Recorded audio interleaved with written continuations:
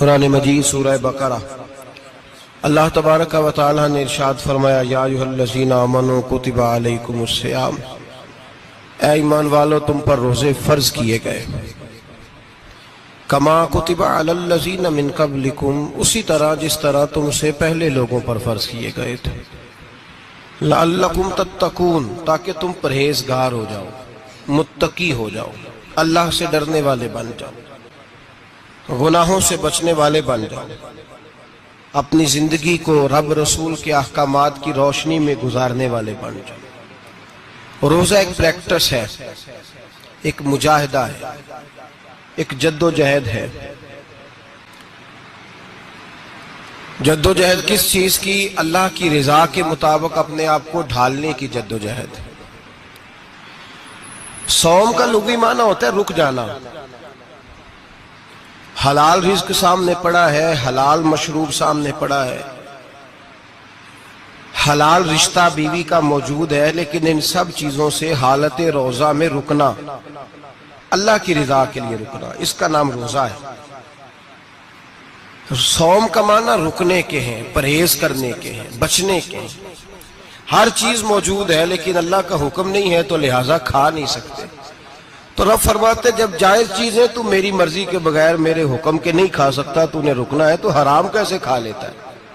اب جائز چیز کے لیے تجھے حکم ہے، میں کہوں تو کھائے گا، میں کہوں تو نہیں کھائے گا۔ میں نے حکم دے دیا جائز ہے، روٹی ہے، کھانا ہے، گوشت ہے، تیری فریج میں پڑا سارا کچھ، تو با اختیار ہے، منہ میں دانت بھی ہیں، ہضم کرنے کو ہاضمہ بھی ہے، بھوک کی شدت بھی ہے، پر میری اجازت کے بغیر تو کھا سکتا۔ روزہ رکھ لیا، اب تجھے حکم نہیں کہ تو کھائے۔ جب جائز چیز میری مرضی کے بغیر نہیں کھا سکتا تو ناجائز کیسے کھائے گا؟ میرے نبی پاک علیہ السلام نے اپنے خوبصورت الفاظ کے اندر اس مفہوم کو بیان فرمایا۔ محبوب پاک صلی اللہ علیہ وسلم فرماتے جس نے جھوٹ نہیں چھوڑا، غیبت نہیں چھوڑی، برائی نہیں چھوڑی، اللہ کو اس کے بھوکے پیاسے رہنے کی کوئی ضرورت نہیں۔ وہ کاہے کا رکا ہے؟ جب کوئی کام تو اس نے اللہ کی رضا والا کیا نہیں۔ روزہ رکھ کے دغا کر رہا ہے، روزہ رکھ کے جھوٹ بول رہا ہے، روزہ رکھ کے کم ماپ رہا ہے، تول رہا ہے، دھوکہ دے رہا ہے، رشوت لے رہا ہے، فراڈ کر رہا ہے، حرام کا مال اکٹھا کر کے کہتا ہے اس میں سے چلو 10 دیگیں بھی پکا دیں گے۔ وہ بھائی جو کام اللہ نے تجھے کرنے کو حکم دیا تھا، جب تو وہ بجا ہی نہیں لا رہا، مقصد روزہ ہی تو حاصل، لعلکم تتقون۔ روزے کا مقصد یہ ہے کہ تو پرہیزگار ہو جائے۔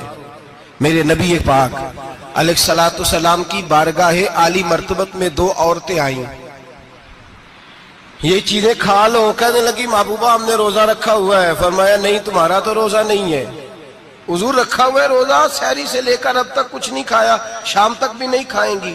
محبوب نے فرمایا ذرا کہہ تو کرو، الٹی تو کرو۔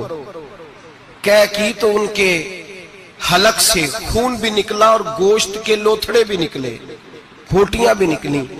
نبی پاک نے فرمایا وہاں بیٹھ کے تم نے اپنے جاننے والوں کی غیبت نہیں کی، چغلی نہیں کھائی؟ خاموش ہو گئیں، گردنیں جھک گئیں۔